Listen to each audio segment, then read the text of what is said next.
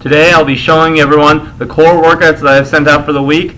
What we're going to work on first is the cone touch. The cone touch is very simple. What we're trying to make sure we're doing is keeping our core very stable, everything in line and tight, so that when we do the work, we're keeping everything strong, just like when we're biking, running, make everything smooth, controlled, core tight.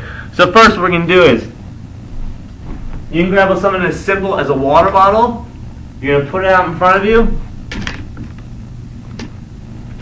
You're going to be on your left leg, reaching with your right hand. You're going to go down, back up, 30 seconds of this motion, keeping this front knee slightly bent, so when you go through, you're keeping that core tight. What we're really focusing on here is making sure that we don't bend at our waist, or we're just dropping down like this. We're kicking back, motion, so we roll through, core nice and tight. Use that. We're using both legs, making sure everything is nice and strong.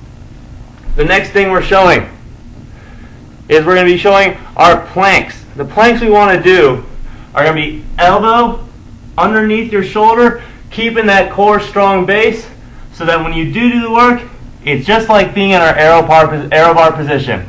From the side, this position here, very stable, strong, controlled, just like in a bike. We want our hips up. We don't want our head down because it disengages our core as much. Everything's stable, just like in arrow bars. Next thing we have is our side planks. The side planks, same concept. Elbow underneath the shoulder, nice strong base, feet on top of each other, so that when you're doing the work, you are keeping a nice strong base. If it's not as easy for you, you can put your other foot behind to keep that stability. But we don't want to see this where we're curled over or too far back. Straight up and down, nothing loose. Everything taut, just like you'd be in a bike. You don't want anything nice and loose, you want it strong. Next thing we have, push to elbows. The push to elbows is very simple, but it is a very difficult core workout. Our hands are going to be right outside of our shoulders like in a push-up. You're going to be on your toes. You're going to go down to your elbows, push back up. That's 1. Down to your elbows, push back up. 2. You can switch between which elbow you go down, which elbow you go up. It's all a matter of preference. The next thing we have is working on our push-up form. The push-up form for us is going to be hands a little past shoulder width, slightly angled out on our toes or on your knees with your legs crossed, so you keep that core and posterior chain activated. You're going to go all the way down, release your hands, all the way back up. Everything strong. On your toes, down, back up. Nice and strong. Next thing we have is a squat. The squat we want to be working on today is working on showing that in the squat, your knees do not go forward or past your ankles. You want to keep everything stable. The only movement you have is a very slight forward angle. You never want those toes over your knees because you will start hurting into that joint right in your knees where all that weight is going to be pushing right here. So, focusing on keeping our chest up by reaching nice and high, sitting those hips back, and back up. Again, down, back up. Nice and strong.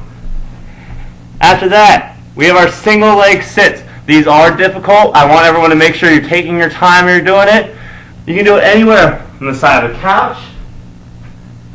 We're going to be on the other leg. You're going to squat down. I have a little higher here for when you're less advanced. And then if you need it more advanced, you hit something lower, such as a chair that goes below your knees. You go down. You push back up. If you're unable to do that with one leg, you can add a stability. So when you go down, you can use one leg to go down, other leg slightly push off, but nothing too much. If anything, you push off your other foot to make sure everything's nice and stable. After that, we have single leg step-ups. The step-up is very similar to the squat in that you don't really want to use your other leg. You want to make sure, I'll show you there, I'm not pushing off my back foot, keeping nice and stable, pushing straight down, up. Not pushing off with our back foot, making sure, again, straight through, back up. Very simple. Next one we have after that is work on the ab mats. So I have a pillow here. The pillow is a little bigger, but it is what I have to work with right now. You're going to put it below your lumbar, right your lower back, go down. What this is going to do is engage your abdominals here. Make sure you're not using your hip flexors. Feet together, close to your butt, knees out, going through here.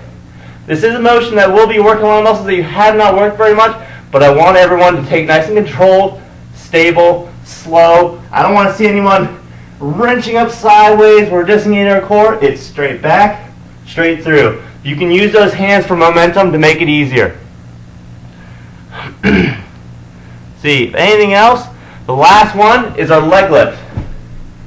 For the beginners, I want everyone to be doing very simple, laying back, hands below your butt. The focus on your butt here is, it's going to keep everything engaged by not having you arch your back. It's going to keep that back nice and flat. You're going to put those legs out 30 seconds. For advanced, kick just like this, very slow. I don't want to see any bent knees, or when you're doing a leg hold like this, everything engaged, activating those quads to keep everything nice and strong. If you have any questions, please feel free to email me or my mom, and we'll help you out anyway. Good luck, everyone.